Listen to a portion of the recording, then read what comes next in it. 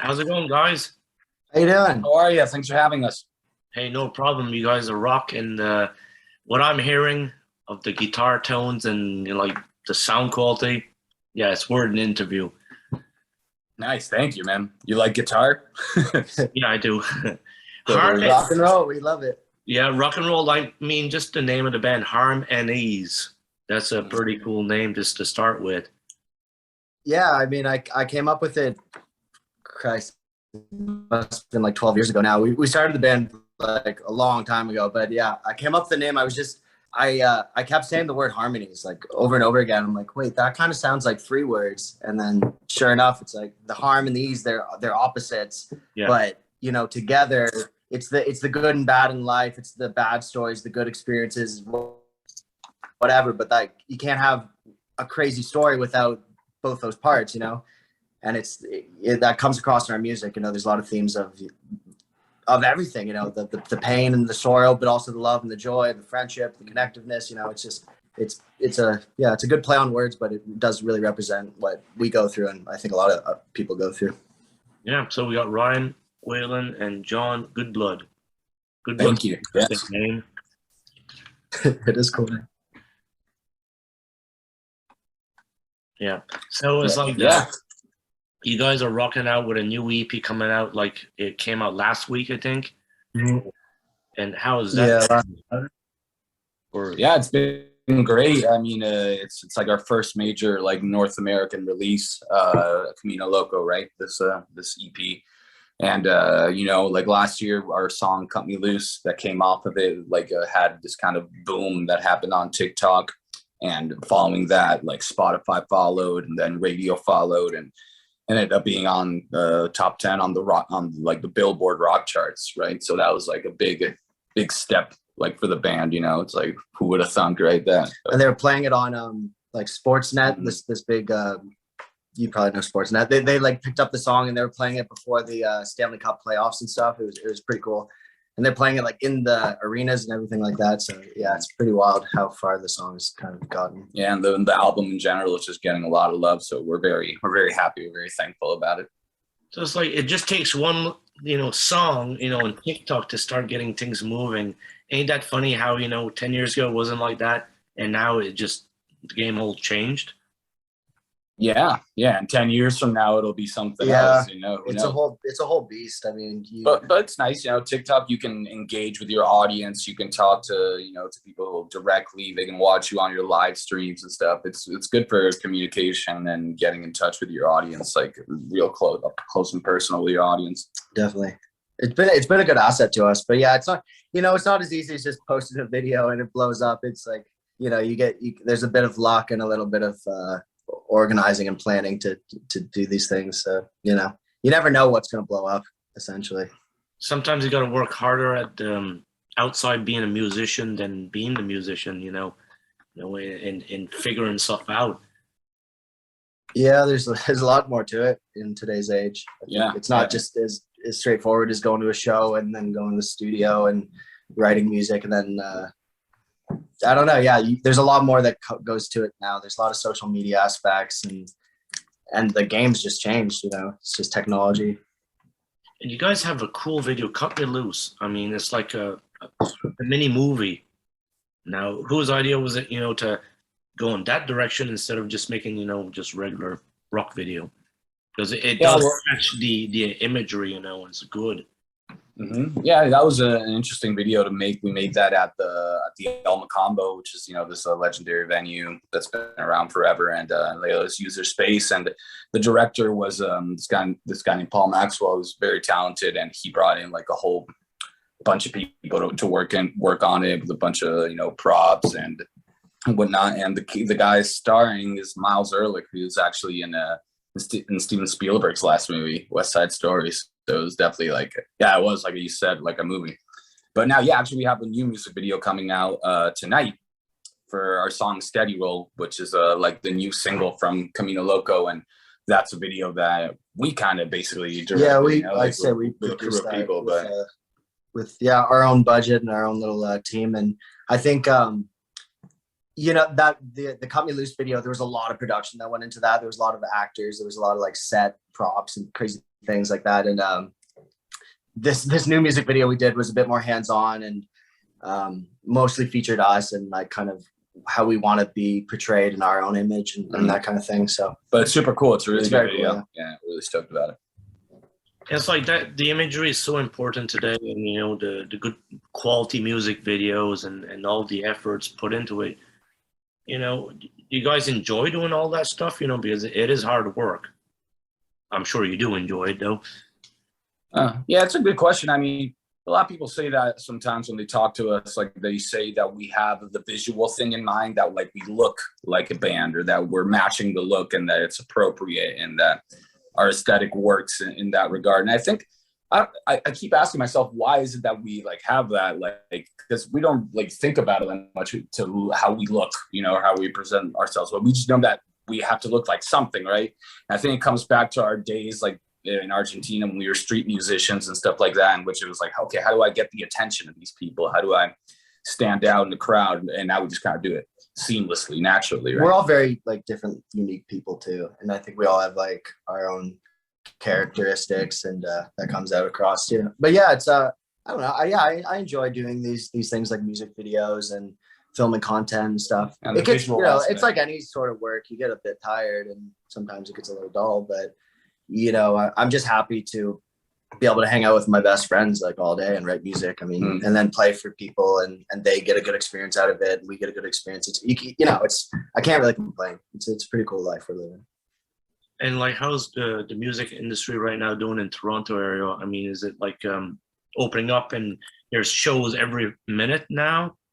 Like, I know we're doing good, but yeah, it certainly has like kicked back into like the swing of shows happening, right? Because there were so many periods throughout the pandemic in which shows kind of started happening again with restrictions or drive-in shows, but then everything got shut down again. And that second shutdown was really what like really did some damage to the music to the live music industry. But now, yeah, it's come back, you know, like bands are doing like the arena shows and stuff like that, you know, the Budweiser. Yeah, I think things are pretty much back to the way they were. Obviously, there's like precautions and I mean, you never know what's going to happen. But yeah, I'd like to think that shows are back for the meeting. Yeah, we're actually headlining a festival this Saturday in Mississauga, Rock the Coliseum. So that kind of it makes it feel like things are quote unquote back to normal, right? Yeah. If you're playing. It's like that this summer. You guys got a little bit of stuff lined up, you know, to promote this new EP. Yeah. There's a handful of shows we've been doing already. You know, we were in a festival in Waterloo recently with Monster Truck. We've been playing gigs. There's this one in Mississauga this Saturday, and other stuff lined up. I think there's another festival in Napanee in August. It's in August. So yeah, we're definitely just like in full-fledged promoting Camino Loco and, you know, playing these songs live. We're also, I think we are in the process of setting up like an actual tour, like an official one, and kind of hit up, you know, some of the major cities in Ontario, and maybe get out to like Quebec and maybe even get out to like Vancouver area. But we'll see where that goes. But we're definitely setting up some shows and trying to get out there and promoting the album for sure. The life of a musician, you know, in 2022, is it going fast or how's it going? Because I mean, you guys playing gigs and stuff like that, the summer might just be going right by you. That's a good question. I mean, it's perspective. I think like as you go on, you continue to play shows, the moment of being on stage goes by in a blink, kind of. You know, you wish you could hold on to that, you know, and that it would last longer, or that you could take more mental snapshots of. I usually don't remember how it's like to be on stage. So it's like it all just goes by so quickly. But it's you know, I kind of do think it's been you know, time goes fast. Then you start to think about it and like what you've actually done this year and all the changes and all the people you've met and the new experiences. It's like, it's been kind of long actually. If I think back to like New Year's, well, that's kind of a long time ago, and our lives have changed a bit since then, and it's always changing. So it's like, I don't know. One good time is a construct. Yeah, it's kind of perspective. I mean, subjective, I suppose. Time is a construct. Absolutely. And let's say, you know, if the pandemic just cleans up, there's no more like live concerts online, you know, happening. You know, what do you think of that, you know, tiny period of time that everybody was starting to do everything online? Yeah, I mean, for us, it was kind of like because we were such a live band even before the pandemic, right? Like in our years in Argentina and stuff, like live is just the thing, right? And it was such a challenge, but it actually kind of gave us this whole new blossom in our career. It's just like now when we go live on TikTok to perform for people, you get hi from Finland, hi from Brazil, hi from Japan, and it's like, how in the hell? What, like there's somebody in that country right now with a device in their hand and watching and that's kind of like incredible to think about. For sure. The reach. Sometimes you do TikTok lives and you get like 1,000 people watching simultaneously, and that's more than more people watching you than they would at your local bar if you're playing a gig. It's kind of funny like that, because if you'd imagine all those people in front of you, it'd be like, holy moly, this is a huge show. I think there's good sides to both of that. I think it's good that we did adapt and we learned how to perform online and build our content and that community. But I think we definitely did miss that general interaction you get with with playing for someone like face to face or a big crowd. I mean, you obviously lose some of that energy when you're doing it over a phone, But for what we had at the time, it was all we had, so it was good. We made the most of it, I think. And going back to Camino Loco, the EP, I mean, the sound quality on the guitars and all that stuff, how long did it take you to design this stuff, to get the quality out of it? You mean specifically in general about the album or the guitars? Well, the guitars on the album, well, the guitars on the record, they're played by Danny and myself, and Danny and I have been playing together for like a long time, like back in Argentina, we were already, working on guitar together, just as just interacting and learning a lot about blues music and learning a lot about tone and expression through the guitar, using it as a real expressive tool, not as because, like there's a lot of guitar cliches out there in the world, but it can be a really expressive tool and you can really get a lot of things across through, a lot of emotion. That's one of the things I was going for. Like, I think I would say on this record, I really want like the guitar playing to express the emotion of the song. So what do I mean by that is like a song like Cut Me Loose, that the theme of the song, there's like this anguish, this passion, there's this like, she cut me loose. There's like an action there that's like, I wanted to express whatever it is that song was about in the guitar solo, for example, right? And that's something I'm proud of, that I think like the guitar playing isn't just like some kind of like flashy, look at this guitar playing thing. It actually is deeply matching the emotion of the song, and that's what my favorite guitar players have always done. They're not just about like playing something flashy. It's about making something that it's appropriate for the song, having some character to it. Mm-hmm. Exactly. Match what you're playing, not just wittily. So yeah, thank you for saying that.